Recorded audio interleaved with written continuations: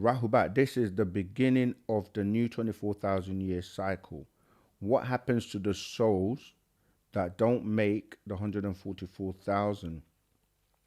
I am a member of OSM Tautat. Yeah, great. We really appreciate, love you for being a member of OSM because that's the way to be in the know. You get it first. All right. All right. The 24,000 year is a cycle that comes around every 24,000 years.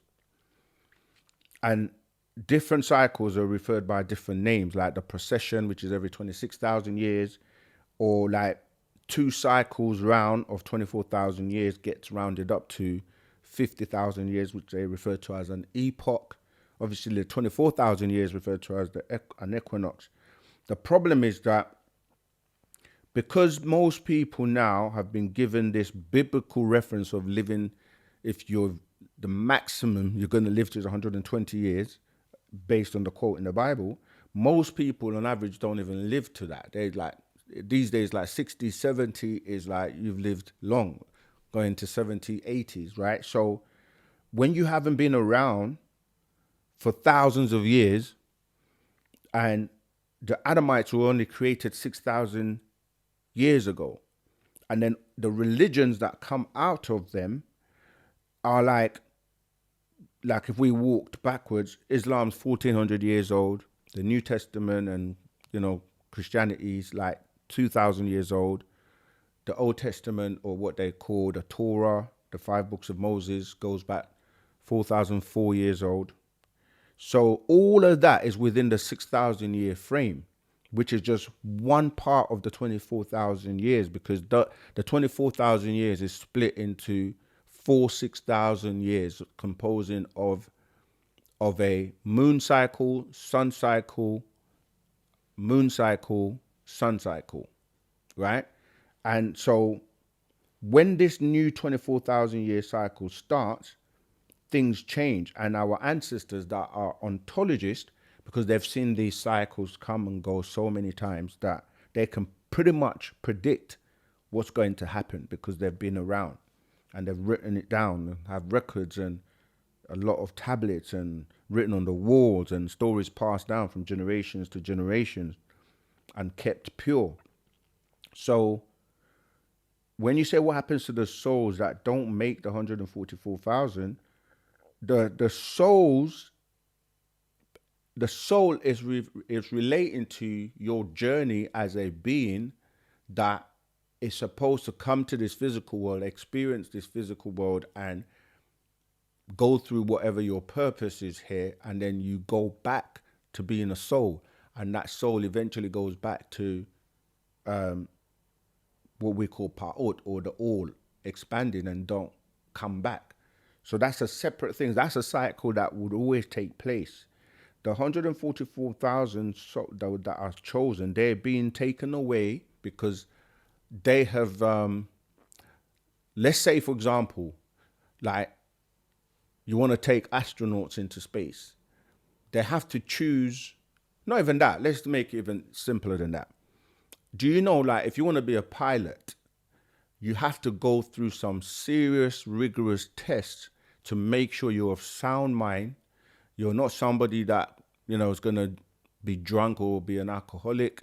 You don't take, drugs. You have to basically be able to be responsible enough, because you're flying a craft with hundreds of people's lives, at your mercy.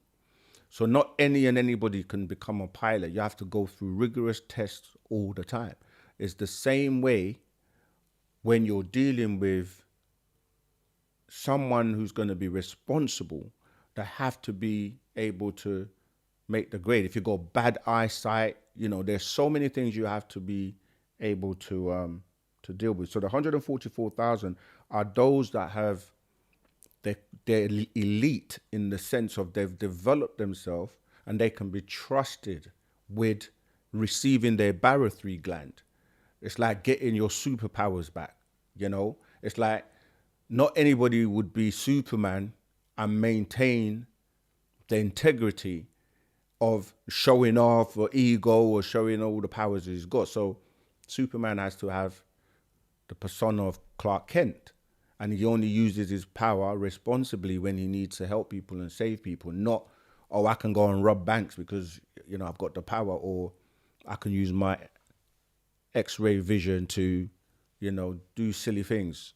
So what we're saying is 144,000 are those beings that have been groomed and they have put in the work to be able to receive back their crown and to get that gland replaced so they can have full usage of their brain power.